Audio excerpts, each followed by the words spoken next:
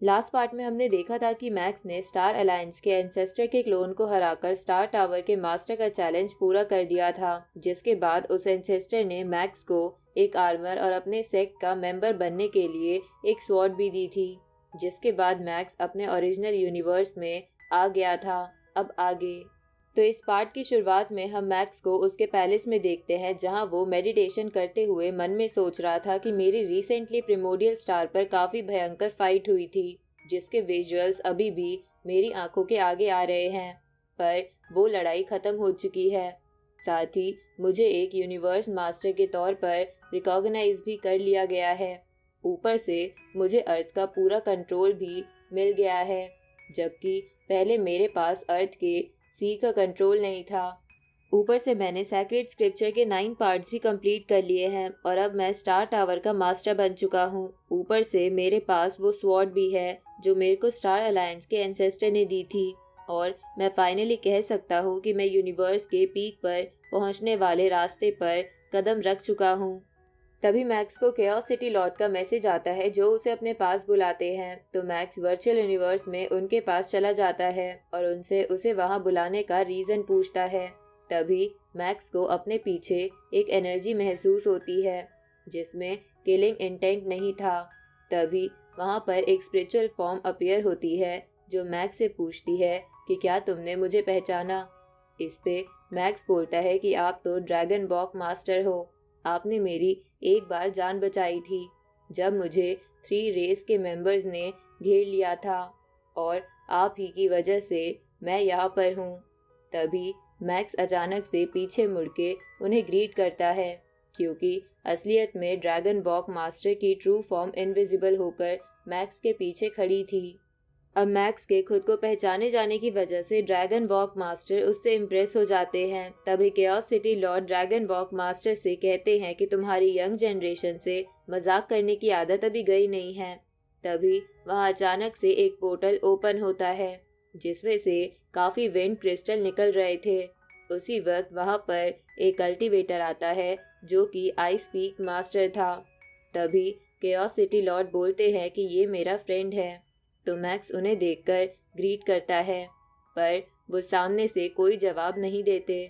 उसी वक्त बबाता बोलती है कि मैंने सुना है कि आइस पीक मास्टर बहुत कम बोलते हैं और हमेशा गुस्से में ही रहते हैं। उन्हें इम्प्रेस करना काफी मुश्किल है, लेकिन ह्यूमन रेस में इनका कंट्रीब्यूशन काफी ज्यादा है। उसी वक्त वहां पर स्पेस में क्रैक बनता है और एक डार्क एनर्जी चारों तरफ फैलने लगती है, जिसे देखकर मैक्स बोलता है कि ये डार्क एनर्जी तो बिल्कुल केओस सिटी लॉर्ड के ऑरा के अपोजिट है। तभी केओस सिटी लॉर्ड अपने ऑरा की मदद से वो डार्क एनर्जी को हटा देते हैं। तभी वहां पर 2 और कल्टीवेटर दिखते हैं, जिसे देखकर केओस सिटी लॉर्ड बोलते हैं कि ये मेरा एक और दोस्त डार्कनेस मास्टर और उसका स्टूडेंट नेदर मास्टर है। ये सुन के मैक्स पूछता है कि क्या आप सभी एक ही टीचर के स्टूडेंट हो। तो केओस सिटी लॉर्ड हाँ करते हैं। तभी बबाता कहती है कि ये सब ह्यूमैनिटी के पिलर्स हैं, पर इनके बारे में ज़्यादा इन्फॉर्मेशन अवेलेबल नहीं है। ऊपर से इस नेदर मास्टर में तो किलिंग इंटेंट भरा हुआ है, पर केओस सिटी लॉर्ड तो बिल्कुल काम रहते हैं। तो क्या सच में ये एक ही टीचर के स्टूडेंट है?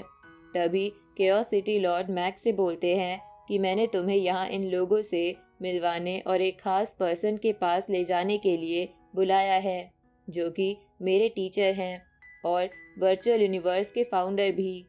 अब वो लोग वर्चुअल यूनिवर्स में एक जगह बढ़ने लगते हैं, जहाँ जाते वक्त मैक्स बोलता है कि मुझे ऐसा लग रहा है कि मेरे कल्टीवेशन में फ्लक्चुएशन हो रहे हैं और मैं यूनिवर्स ओरिजिन की तरफ बढ़ रहा हूँ। तभी केओस सिटी लॉर्ड कहते हैं कि तुम्हारी फीलिंग्स गलत नहीं है। इस जगह पर टीचर रहते हैं और ये वर्चुअल यूनिवर्स का ओरिजिन भी है। ये सुन के मैक्स बोलता है कि क्या वर्चुअल यूनिवर्स का भी ओरिजिन होता है। अब वो सभी एक बड़ी सी स्पिरिचुअल फॉर्म के सामने आ जाते हैं, जो कि केओस सिटी लॉर्ड के मास्टर की थी। तभी केओस सिटी लॉर्ड मैक्स से कहते हैं कि इनका नाम युआन है और ये फर्स्ट ह्यूमन थे जो ट्रू गॉड बने थे, और इन्होंने पूरे यूनिवर्स को घूमा हुआ है और काफ़ी नाम कमाया है। ऊपर से पूरे प्रिमोडियल यूनिवर्स में, या कह लो यूनिवर्स के परे भी, इनकी ताकत का कोई अंदाज़ा नहीं था। ऊपर से मास्टर ने ह्यूमन रेस को कॉन्टिन्यूसली ग्रो कराने में मदद करी थी, जब तक ह्यूमन रेस यूनिवर्स की सबसे पावरफुल रेस ना बन जाए। और इन्हीं की वजह से हम स्टूडेंट्स के पास इतनी नॉलेज है। इन्हीं की शैडो में सभी ह्यूमंस ग्रो कर रहे हैं।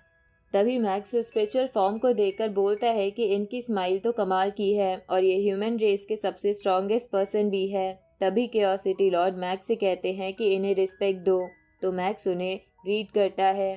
तभी क्यूरियोसिटी लॉर्ड अपने टीचर की फॉर्म को बोलता है कि मैं आपका स्टूडेंट आपके सारे ऑर्डर्स को फॉलो करते हुए क्यूरियोसिटी को गार्ड कर रहा हूँ और मैंने अपनी जिम्मेवारी बखूबी निभाई है और अब मेरा एक स्टूडेंट यूनिवर्स मास्टर बन चुका है और मुझे विश्वास है कि इसकी वजह से ह्यूमन रेस और भी ग्रो करेगी। अब वो लोग वहाँ से जाने लगते हैं। जहाँ जाते समय मैक्स क्यूरियोसिटी लॉर्ड से पूछता है कि जब आपके मास्टर ने पूरा यूनिवर्स घूमा है और वो इतने ताकतवर भी थे तो वो आखिर मारे कैसे गए।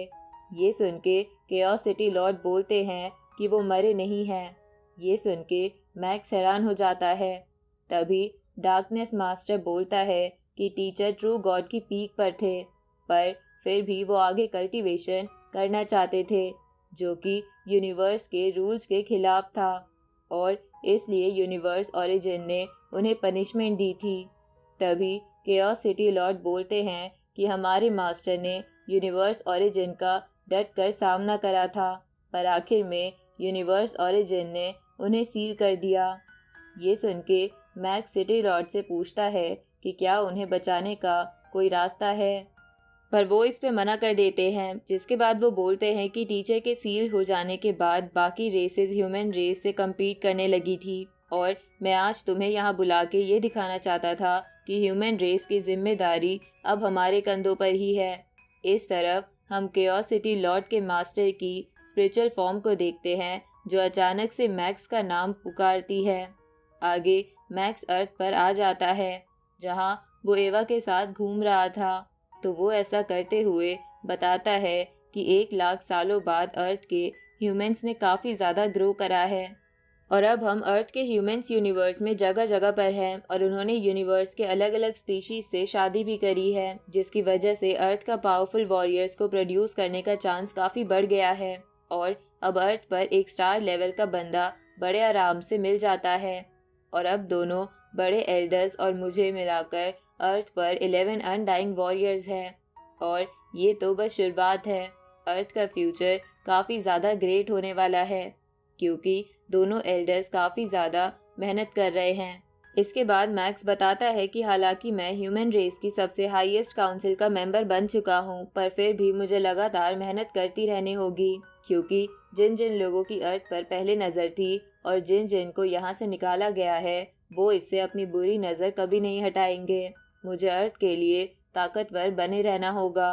अब मैक्स कल्टीवेशन के लिए बैठ जाता है, जहाँ ऐसा करते हुए अचानक से वो 12 साल बाद स्पेस में आ जाता है और बोलता है कि आखिर इतने सालों बाद मैं सिल्वर विंग्स को सेकंड लेवल पर पहुंचाने में सक्सेसफुल हो गया हूं और अब मुझे इसकी पावर टेस्ट करनी है।